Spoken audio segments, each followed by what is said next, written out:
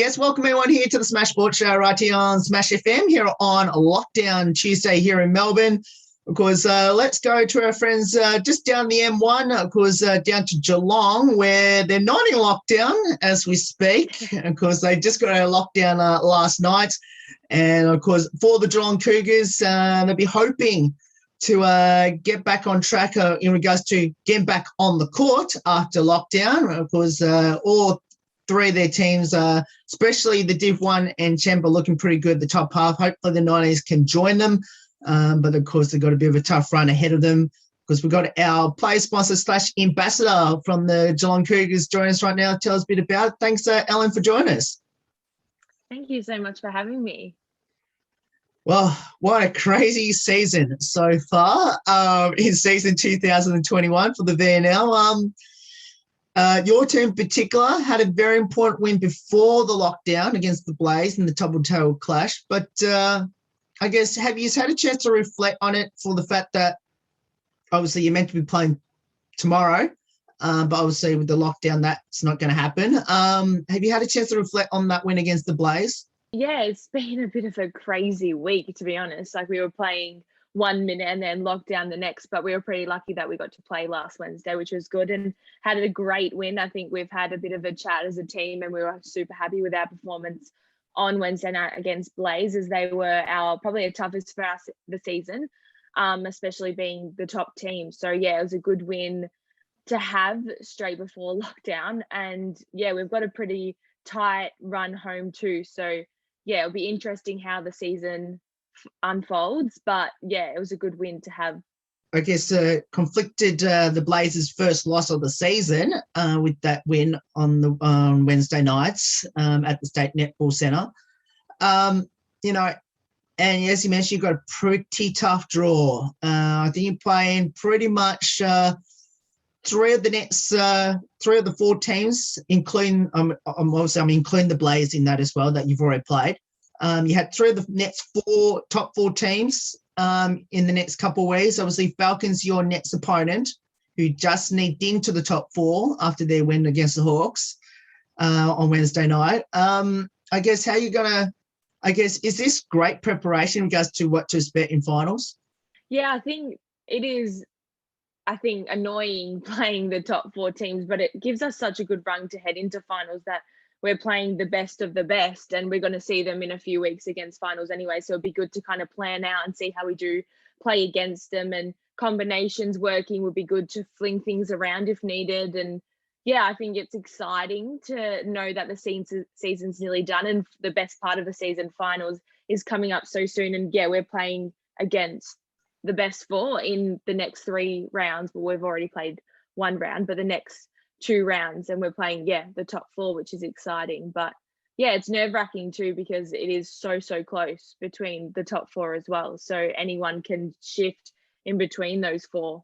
How's the squad coping through, I guess, the lockdown? Obviously now you've got out of it as of last night, but how's the squad cope with, you know, you pretty much played for most of the season, stopped for 2 weeks because of the lockdown. Then you got out for about a week, and then obviously played that 1 game on last Wednesday, then back in it again, and obviously you got out last night, and obviously you got to start again pretty much. How's the squad been coping with that? I think we've been coping really well. We've been super lucky to have Maddie Brown and Ali O'Connor in our champ squad take a few F45 and Pilates sessions that have been really benefiting the squad, and we've kind of kept each other accountable, as well as being super supported by the coaching panel as well. But it was pretty evident that it has been working, coming back last Wednesday and getting 3 wins from 19's champ and Div 1. So yeah, I think we've been doing a pretty good job at keeping busy at home and keeping accountable of our fitness and working hard together. And yeah, it's been paying off. But yeah, it's just annoying not being around your team, and it's so much harder to do the running and the sessions on your own. But yeah, we've been keeping each other accountable, and yeah, it's been paying off. So a massive shout out to Maddie and Ali and Jez for all their hard work, and Mal and Damo for all the amazing sessions they've put together. It's really been beneficial, and it's keeping us super tight. Back to Maddie Brown in just a moment. and how important she's been to the team since she's come into the VNL. Obviously, returning back to the VNL, which is fantastic news for netball fans. But obviously, yourselves are our lockdown. But as we spoke before we came on air, that obviously got a little bit of advantage where you got to play, you're out, you can do training, do some netball drills. But obviously, it's not everyone in your team is not that lucky because obviously you got a pretty even split between the Geelong and the regional team, regional players compared to the Melbourne-based players. You don't have to give it away, but how difficult will it be to navigate that through how long this lockdown here in Melbourne will be? We're pretty lucky having probably a 80% or 60. It's hard to say really. If I think of it on the top of my head, maybe a 60 to 70% ratio of the Geelong Cougars being in regional Victoria. I think we're super lucky that we'll be able to hit the court and take advantage of that. I think it's a super good advantage because I know if it was switched that Metro Melbourne had that advantage that they'd be doing the exact same. So yeah, I think we'll stick to maybe some Zoom sessions, but I definitely think maybe the regional girls would hit the court and get that extra bit of match play in or an extra bit of training in. But yeah, it hasn't been said so far, but yeah, I'm not 100% sure of that. But yeah, I'm sure that we'll do some sort of session together, the girls that can. But yeah, we are super lucky being in the regional and having most of the girls in regional Victoria to allow us to have those sessions. I know it's only the first day since you've gone out of lockdown, but have you been communicating with the Melbourne-based girls and see how they're coping through who knows how long this will go for here? I know. Our messages have been super good to each other. I think it's really hard too because obviously we're going back to normality down here in regional Victoria, but it's hard because like some of my teammates are still in Metro Melbourne, so just trying to keep them lifted and keep their energy high. But yeah, we've got such a supportive squad that we all just love and support each other and help each other through. So yeah, we've been helping each other as much as we can. But yeah, it's a hard one, especially being in regional Victoria myself. I'm super lucky and super grateful. But yeah, just will support my team and those girls in Metro Melbourne as much as I can. Go for your three teams. Obviously, we spoke pretty heavily about your Div 1 team. Obviously, currently pretty good at the top half. Second position on percentage over the Blaze at this stage. But your 19s, who've been at the top half for quite a long time in past season, obviously they're hoping to get in it this year. Still probably game and percentage behind the fourth position at the moment. I guess tell us a bit about the 19s, and I'm sure it's a pretty young team at the 19s. Yeah, the 19s girls didn't have the best start to the season. I definitely think COVID affect their experience to VNL more than anyone, and I think it's pretty evident in the under 19 ladder in the season. But the girls have been finishing off really strong. They've had some really good weeks and some really good wins. We've had Lily in the under 19s come back from an illness, so that's great to have her back into the squad, and she's been performing amazing, as well as having one of the training partners, Tully, step up into that goal shooter position without Brooke, because she's been in Northern Territory, and it's honestly been incredible. She stepped up and taken the opportunity with two hands and is absolutely smashing it. But yeah, I feel like they've been finding their groove and just taking each game with two hands, and yeah, it's been really beneficial for them, and they've been putting in the effort behind the scenes as well, and I think it's really paying off for them.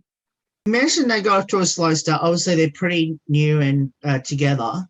I guess the gap of last year with no season 2020 obviously would have helped, especially like lights of yourself and Poppy and even Darcy that obviously not playing this year, but especially you and Poppy would have obviously helped them out last year in 19s. I guess how important was to miss that opportunity miss the opportunity to, get these girls in the 19s this year to play, to know what to expect in VNL?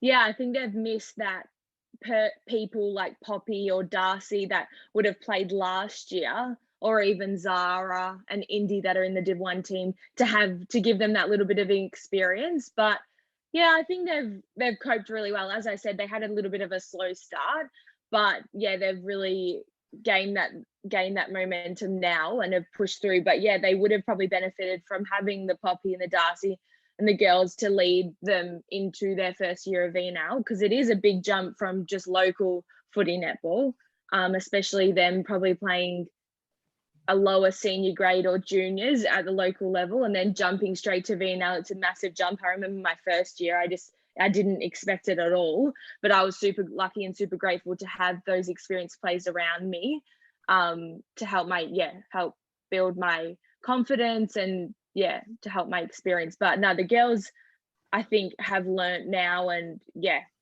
they're ready. They're ready hopefully to make finals and to hit finals running. Champ, the defending champions, obviously looking pretty good at the moment. They're unfortunately still 2 games behind the Falcons at this stage. Obviously, that can close that gap after, hopefully, if they do, obviously, if they can beat the Falcons whenever that game will be. But literally. But I was going to come back to this one before. How important has Maddie Brown been since she's returned back to the VNL? She has been incredible. She has brought a different level of intensity to training that has benefited to so many girls, and her experience is just incredible, and her advice, and just an all-round amazing human. So we're super lucky to have her down at the Geelong Cougars. And in lockdown she's been incredible with her Pilates sessions and her motivation and just checking in on players. And she's an amazing human. When Maddie came back to the Cougars, I guess, what was the reaction from the team? But I'd love to know, what was the reaction from the 19s? I think the 19s girls were a little bit starstruck at the start. I think they were low-key, didn't want to give her the ball or receive the ball off her.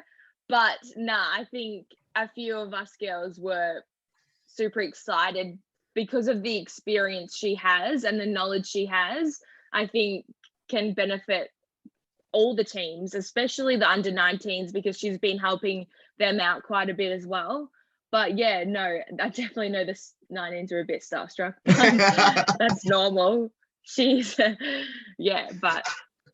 she's been amazing, an amazing help, and I think has really benefited being part of the champ team and building the confidence back for those girls. And they're an amazing side, so it's just an extra bonus now that we've got Mads.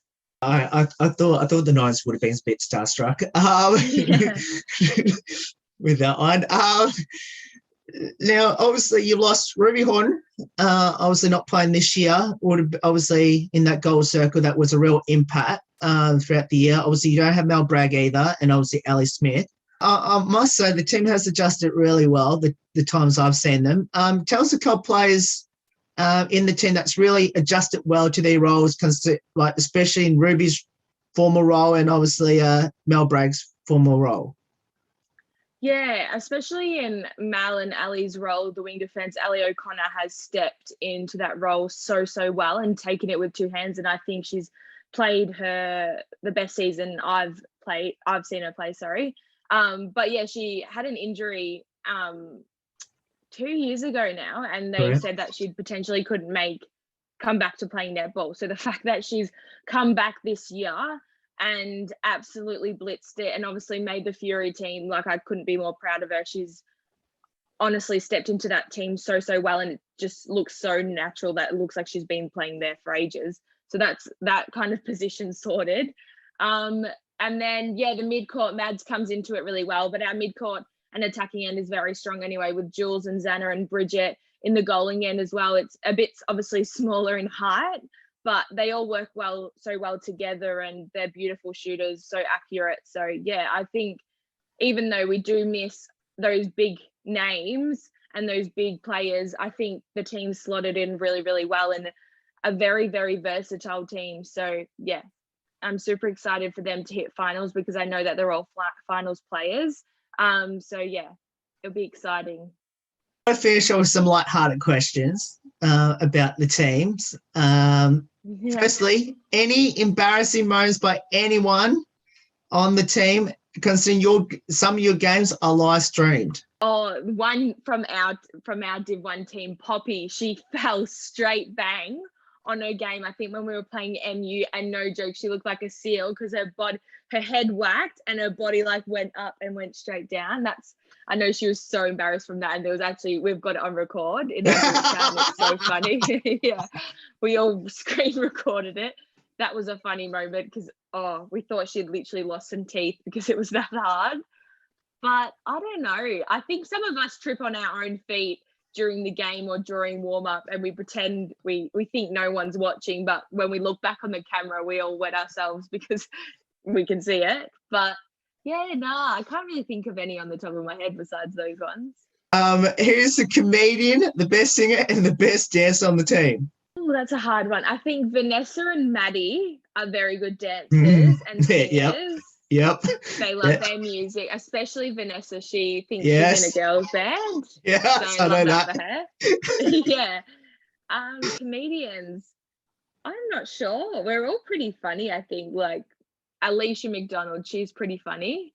Ruby Pekin, she is just wacky that it's just funny, and she just, she's a cracker actually, Rubes is. But yeah, no, we're all funny. Anyone into the TikToks? Oh, I've got a feeling I know this answer. Yes, I am. I love my TikTok. Personally, I make some of the Geelong ones, but no, the under 19s too, they're all in their TikToks. So I think across all 19s they are. Sometimes when I get to the State Hockey Netball Centre, I sometimes see some TikToks being played or the girls watching them, and I'm just like, wow. Mm-hmm. Yes, that was noticeable last Wednesday. Just putting it out there for the 19s. We do see you watching your TikToks on the 19th in the 19th. So just to let anyone out there. That's their pre-game chat. It's watching some TikToks. Honestly, should be part of their warm-up routine.